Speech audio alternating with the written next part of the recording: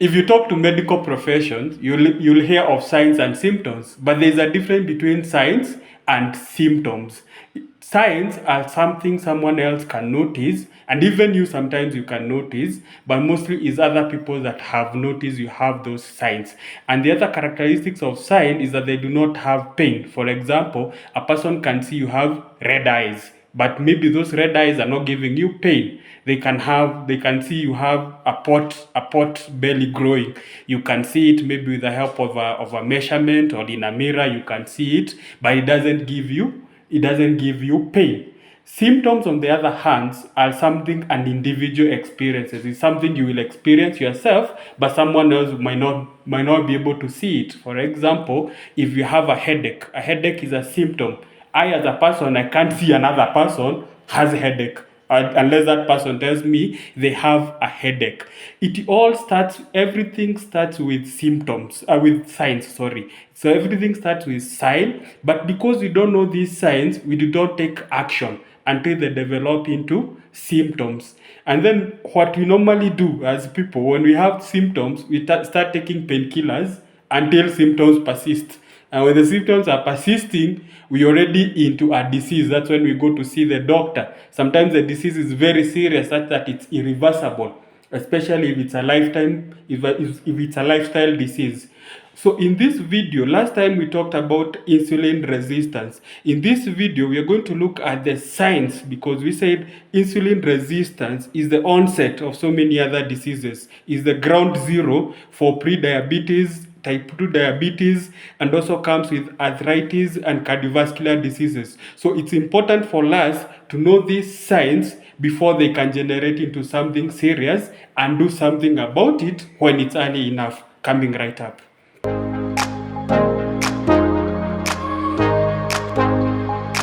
Before we start looking at these signs, I want to issue some kind of a caveat. Sometimes I'm guilty of this myself. These signs are for our own use, for your own evaluation. Don't go looking at other people and telling them, oh my God, you are developing insulin resistance. You not have a very good relationship with people.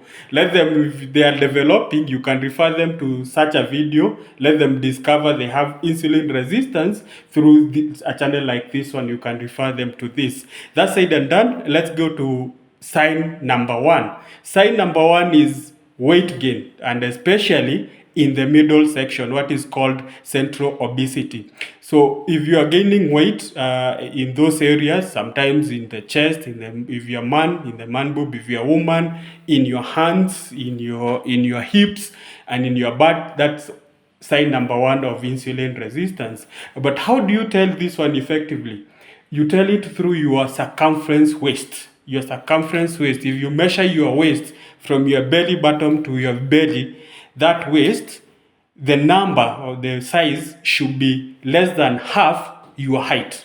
What do I mean? For example, myself, I'm 5 feet 11 inches. That translates to 71 inches. If you divide 71 by 2, you'll get 35.5. So my waist should not be higher than 35.5 inches. If it's higher than 35.5 inches, I'm already getting into insulin resistance. So when I was 100 kgs, I said, when I measured my waist, it was 40 inches. So you see already it was above 35.5, and that means I was insulin resistant. Right now, I measured it about 2 days ago. Today is 12th, is 11th. I measured about 2 days ago. That was 9th of April.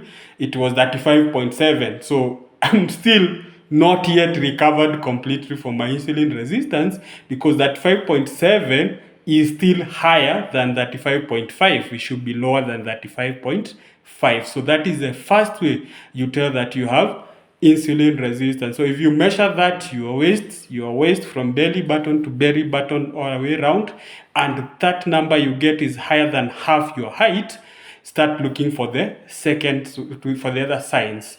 Second sign is called skin tags.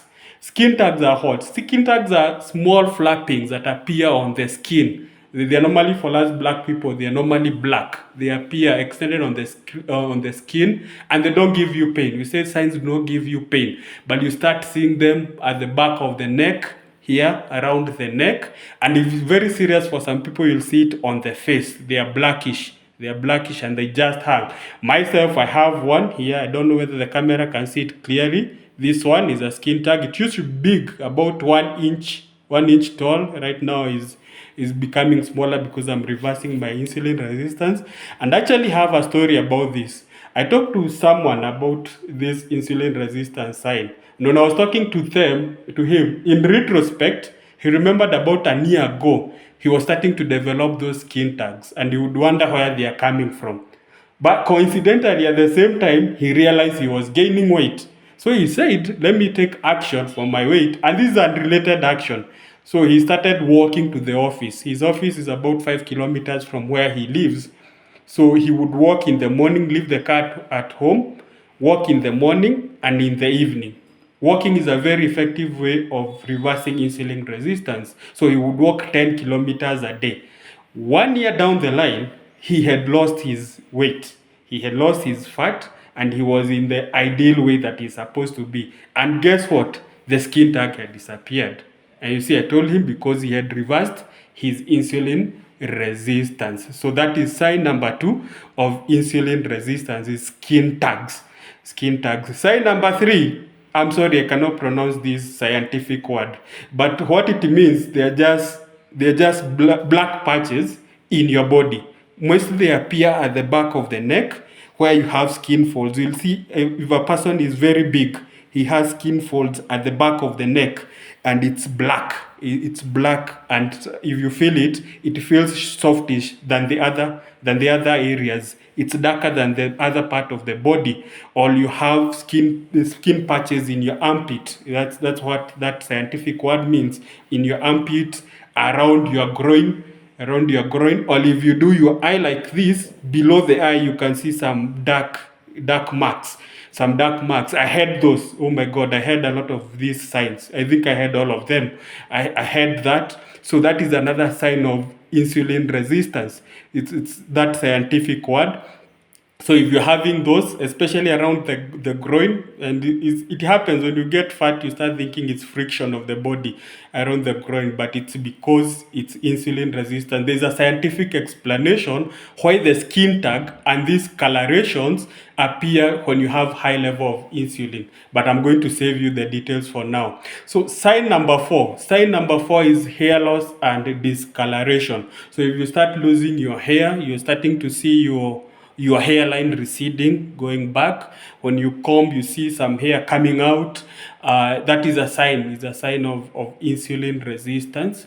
The sign of insulin resistance, and normally also accompanied by discoloration. You're starting to develop white hair. You can see in me, some made the cross before I started taking action.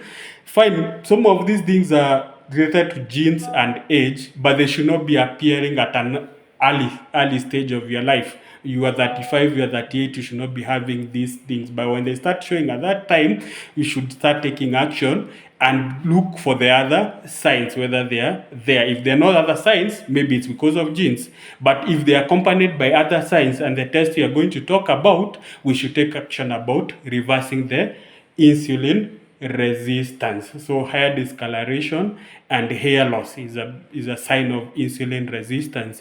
Sign number 5 is constant hunger and cravings. We said if your insulin levels are high, that's what we are calling insulin resistance, that your insulin levels are high, chances are that you'll be feeling hungry. And this is how it works. In the body, there's a hormone called leptin. Leptin is a hormone that is in charge of telling your brain that you're full. It's called satiating hormone. It tells your brain that you're full because our bellies, that is food stored. It can be used for energy if the body needs energy. So leptin tells the brain there is food in the body, do not look for food.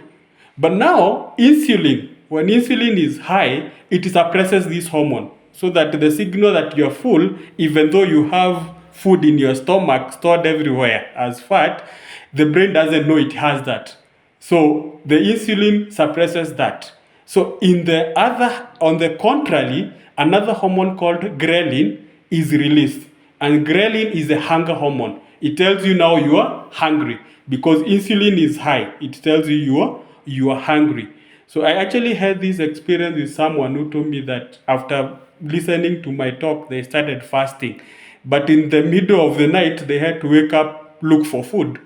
So when I asked them what did they do, it's because they had eaten something earlier that had raised their insulin. So maybe something like a carbohydrate. Carbohydrate raises your insulin. So if you eat that, you will feel hungry very fast because insulin will go up and will encourage this hunger hormone called ghrelin to be released. That's why you are feeling a lot of hunger. So those are the 5 main signs of insulin resistance. Maybe I can repeat them.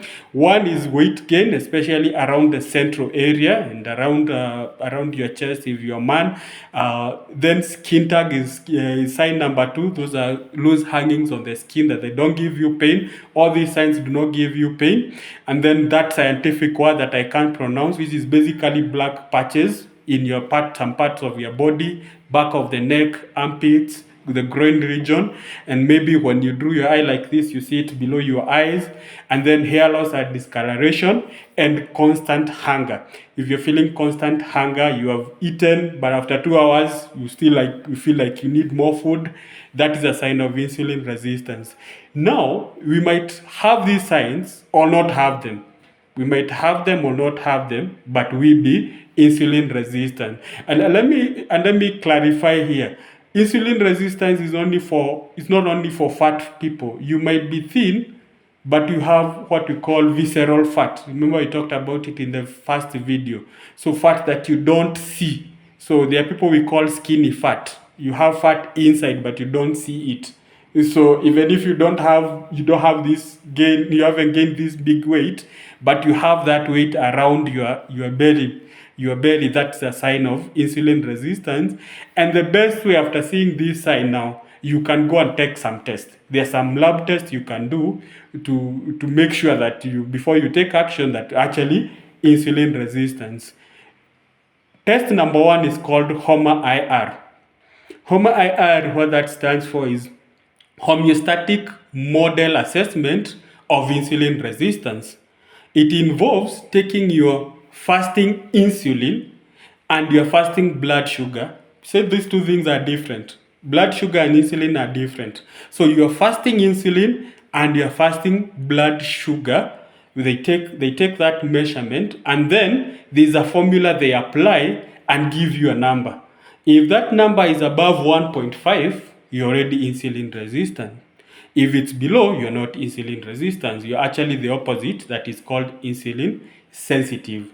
Okay, in my experience, the challenge I found with this is that in many institutions in our country, there are not many of them that are taking your insulin. Most of them take blood sugar.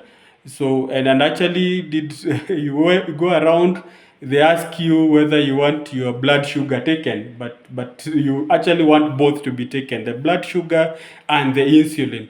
Actually, funny story, there's one that was asking whether I want to buy insulin. So there's a lot of confusion. And my appeal in these videos, if there's a doctor in the audience who understands what I'm talking about and knows of an institution where we can have our insulin tested, I'll be the first one to go there because I'm using my body as an experiment for all these videos. And you can reach out to me and to the channel. You tell us about the institution, and the audience will be forever thankful to you. So because we don't have that, let's go to test number 2. The test number 2 is called HbA1c test. Okay, the problem with testing blood sugar, which is normally tested by our institution, most institutions that you will go, is that the blood sugar tells you of the position of the blood sugar at that point in time. So it doesn't tell you a history of how the blood sugar in your system has been. So I normally give this analogy that if you're driving your Mercedes, your powerful car, to say Nakuru, and for some reason you slow down somewhere because there's a bump or you're behind a truck, and I see that car, that point, which is the speed is maybe at 20 kph, I might be tempted to say your car drives at 20 kph, but that's not the true story. It's only that because I saw it at that point. So it's the same thing as when they take blood sugar. For example, if you go eat a whole pizza, and you know some of these come with drinks with very high sugar, and you go take blood sugar, your blood sugar levels will be very high. It doesn't mean you're diabetic because that is only at that point that it's very high. It's normally at that instance. So it's not very conclusive in telling you how it has been for a long period. So that's where HbA1c comes in. HbA1c tells you your blood sugar, how it has been for the last 3 months. Okay, for the last 3 months it will give you an average of how your blood sugar has been, and that is more conclusive because it gives you a history before you can conclude whether you're insulin resistant or pre-diabetic or diabetic. So I will give you organization in the comment. If you can reach out in the comments below, I can give you the organization where you can have this test taken, because we do not want to appear like we are marketing some brands here. So reach out in the comments so that we can tell you where to take this test. And when I was, my personal experience, when I was 100 kgs and I was starting this journey and I took my HbA1c test, I was 8. My value was 8. Basically how it works, if you take the test and your value is above 6.0, you're already insulin resistant. So you can already see at 8, I was so much in the red zone. So, but I took it another test now. I took it in March. It's advisable to take it after 3 months. I took another one in March and I was 6.4. You see, yeah. So I had improved from 8.0 to 6.4. The other one I'm taking in 2 months' time. I'm hoping to be in the green zone because I've taken some actions. So those are we have talked about the science and the test. We were to talk about the method to reverse insulin resistance, but I'm seeing this video is taking a necessary long time. So we'll talk about that in the next video. And there'll be a lot of surprises in that next video about the method and the exercises, but it'll be a lot of fun. So stay tuned and I will see you in the next one. Continue subscribing, liking and sharing widely.